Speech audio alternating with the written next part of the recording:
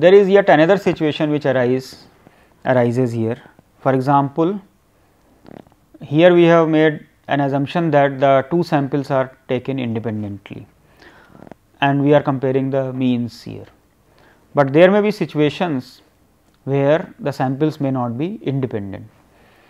For example, we are testing the effect of a certain medicine on some patients. So, earlier say a set of patients is chosen, they are given one medicine.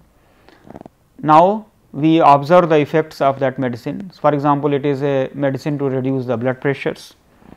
So, the average effectiveness of this medicine is recorded. Now, the same set of patients is given another medicine maybe after 1 month, and then again the effect of the medicine is recorded. Now, here since the set of the patients is the same, therefore, the observations x i's and y i's, suppose I call the first set as x 1 x 2 x n and the second set of observations as y 1 y 2 y n, here we cannot assume them to be independent. Now, if we are not able to assume that they are independent, then the procedures that I described earlier in case 1, case 2 and case 3 cannot be adopted here, because these procedures assume that the things are independent, because we have made use of the additive properties of the chi-square distribution, or the we have used say linearity property of the normal distribution, etc. So, in this case a simplified procedure is proposed and we call it paired t test. So, sometimes the samples x and y are not independent. So, we may consider the following setup. So, we may now consider that x 1 y 1, these are observations on the same entity. So, x 1 y 1 x 2 y 2 x n y n, this follows a bivariate normal distribution with mean say mu 1 mu 2 and variances sigma 1 square sigma 2 square and a certain correlation coefficient say rho here. So, in that case, and we have to test about the equality of mu 1 and mu 2 or mu 1 less than or equal to mu 2, etc. Now, once again you see, if we have a bivariate model, then if we consider the differences, that is x I minus y i's, they again follow univariate normal distribution with means mu 1 minus mu 2 and variance will become sigma 1 square plus sigma 2 square minus twice rho sigma 1 sigma 2. We can call it say, so we give a notation here d I and this I call say mu d and this is sigma d square. So, the testing problem can be reduced to about mu d, whether mu d is equal to 0 or mu d is not equal to 0, or say h naught mu d is equal to 0 against say mu d is greater than 0. Of course, this is equivalent to less than or equal to 0 here, or mu d is equal to 0 against mu d less than 0. Of course, this is again equivalent to greater than or equal to 0 also, because these hypothesis is now equivalent to, for example, mu 1 is equal to mu 2, this is equivalent to mu 1 not equal to mu 2, this is equivalent to mu 1 less than or equal to mu 2, this is equivalent to mu 1 greater than mu 2, etc. Now, this model again reduces to the model which we considered for one population, that means testing for the mean of a normal distribution, and we know that there is a t test for that. So, if we consider here the statistic defined by say t star is equal to root n d bar. So, let me write it root n d bar divided by s d, where d bar is the mean of d i's, s d square is the sample variance of the d I minus d bar square.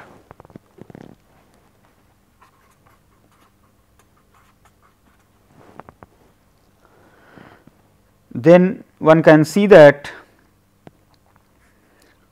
under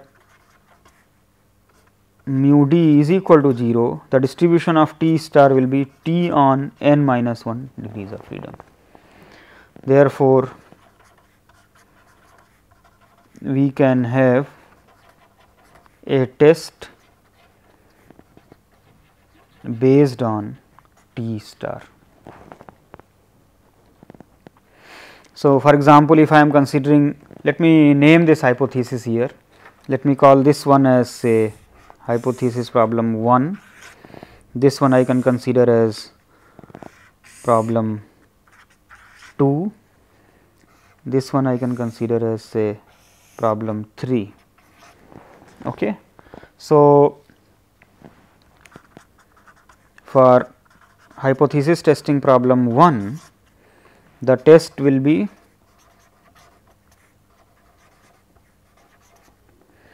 reject H naught if modulus of T star is greater than or equal to T n minus 1 alpha by 2. For problem 2, it will be reject H naught if T star is greater than or equal to T n minus 1 alpha. For the testing problem 3, the test will be reject H naught if T star is less than or equal to minus T n minus 1 alpha. Once again, let me mention here that this equality or inequality in the less than or equal to or greater than or equal to, it does not make any difference, because we are dealing with the continuous random variables. So, the probability of equality is 0. Now, the case that I have discussed here, that we may have the dependence on the observations, but another problem that we have seen here, that there is a loss of degrees of freedom here. So, if we are losing degrees of freedom here, then the power of the test is also reduced here. So, then one has to make a very clear cut choice that in a given situation whether the data is independent or not.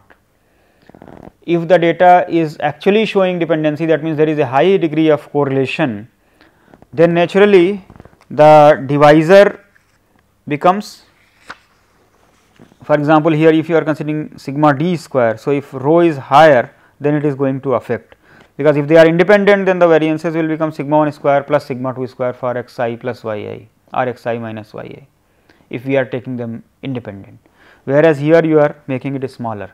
So, consequently the estimate of that will also become smaller. That means the test is becoming more sensitive, because if this value is becoming smaller, then when you are taking the ratio, in the ratio you are dividing by a smaller value, that is in this statistic. So, this value is becoming larger, that means there are more chances of rejection. If you are having more chances of rejection, then the probability of that is 1 minus the probability of type 2 error, that is the power of the test will increase. So, the test will become slightly more powerful. On the other hand, you are losing certain degrees of freedom here. So, if the correlation is not much and still you are taking the dependence model, then you may have a loss here. So, some general guidelines can be given here. Let me just write it here. If the experimental units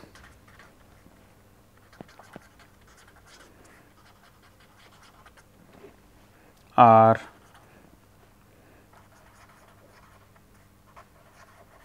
relatively homogeneous, that means variability is small and the correlation between the pairs is small,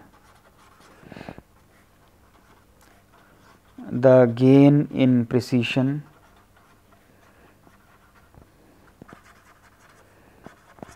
due to pairing will be offset by the loss of degrees of freedom. So, an independent samples experiment should be used. On the other hand, if the experimental units are relatively heterogeneous,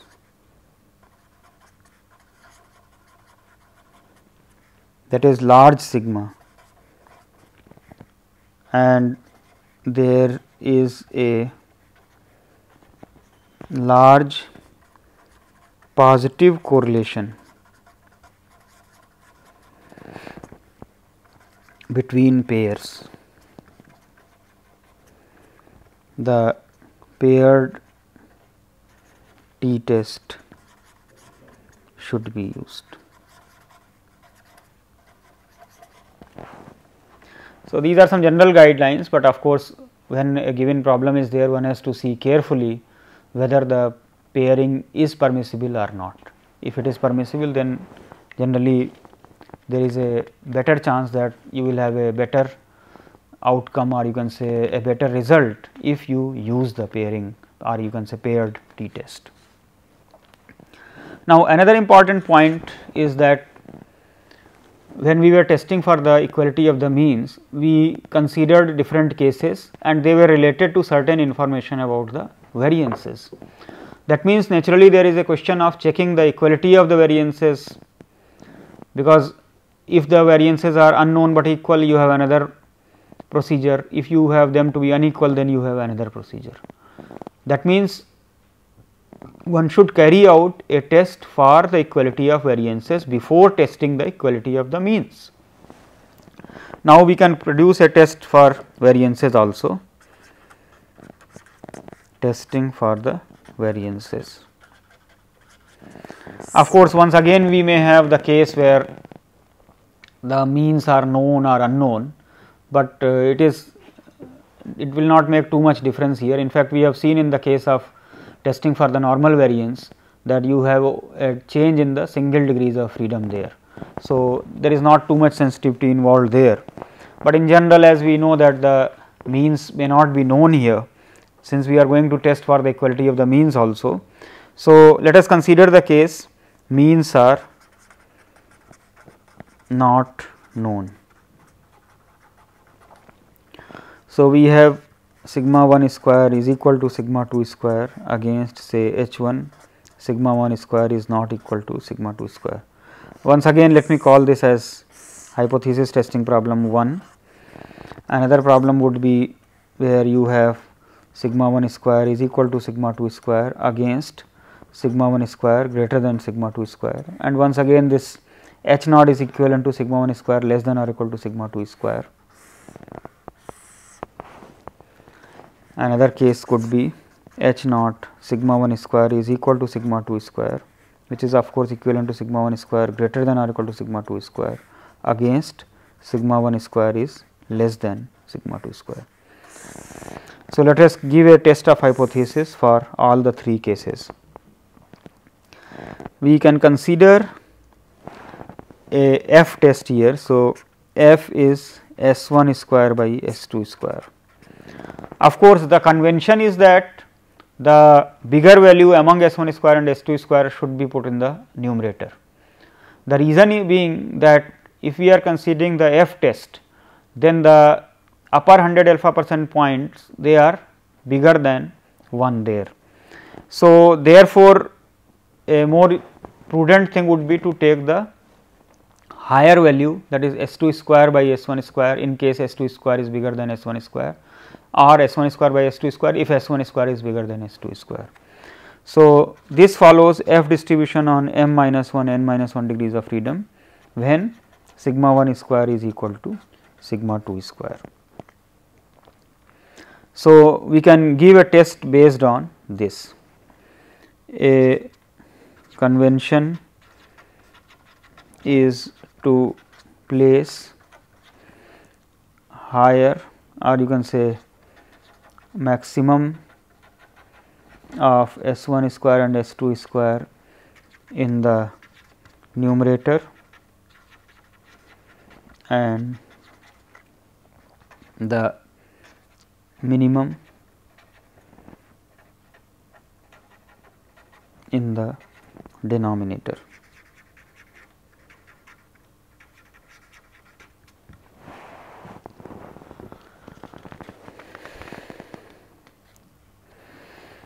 So, now if we are making a test of the hypothesis based on this f distribution on m minus 1 n minus 1 degrees of freedom, then for 1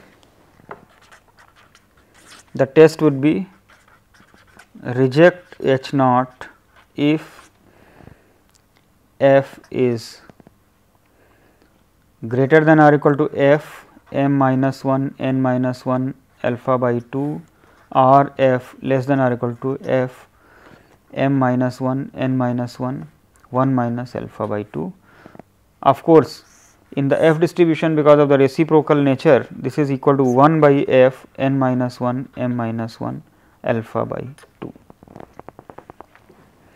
For the hypothesis 2, the rejection region will be reject H naught if f is greater than or equal to f m minus 1 n minus 1 alpha. For the hypothesis testing problem 3, that is sigma 1 square less than sigma 2 square is the alternative, we will be rejecting H naught if f is less than or equal to f m minus 1 n minus 1 1 minus alpha, which is equal to 1 by f n minus 1 m minus 1 alpha.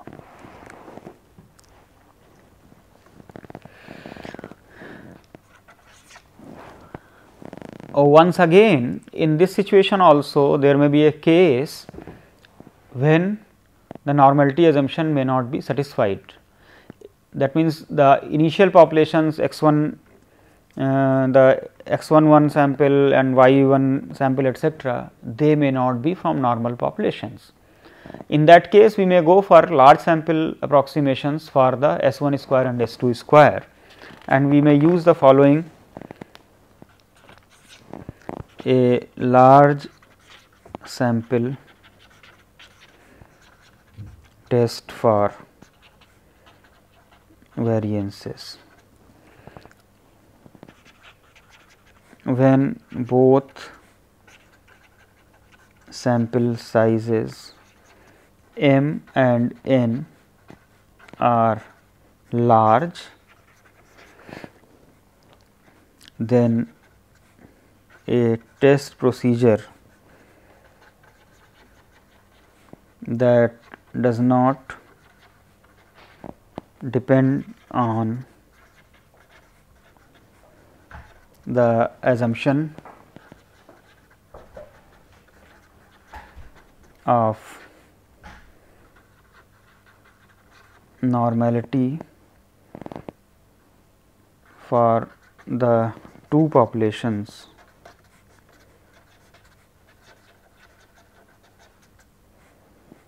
can be given based on large sample distributions of S 1 and S 2. So, we can say that S 1 follows normal distribution with mean sigma 1 and variance sigma 1 square by 2 m if m is large, and S 2 follows normal with mean sigma 2 and variance sigma 2 square by 2 n if n is large. And once again we can utilize the fact that S 1 and S 2 are independently distributed. We may also create a pooled here, that is S p square that is equal to S 1 minus S 2. Under the assumption that sigma 1 is equal to sigma 2, we can consider like this, that is m minus 1 S 1 square plus n minus 1 S 2 square divided by m plus n minus 2, and we can construct the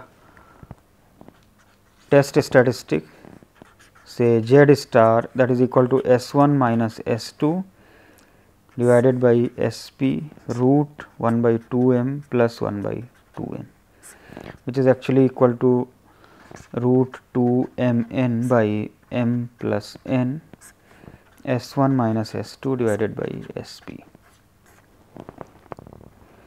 So, this is approximately normal 0 1, because we are making the assumption that m and n are large.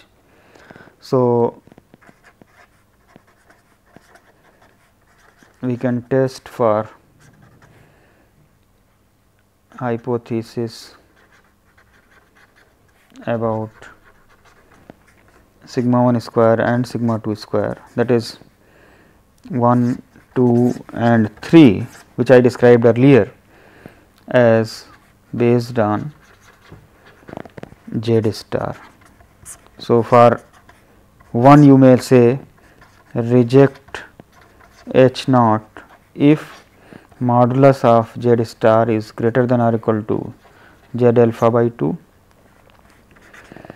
For the hypothesis testing problem 2, we will say reject H naught if Z star is greater than or equal to Z alpha. For the third problem, you will say reject H naught if Z star is less than or equal to minus Z alpha. So, this test can be used when the assumption of normality for the basic populations is not very strong, and of course, the sample sizes are large. In the next lecture, I will be discussing various problems where these tests can be utilized. We will also see a test for the proportions for the binomial populations when we have two binomial populations.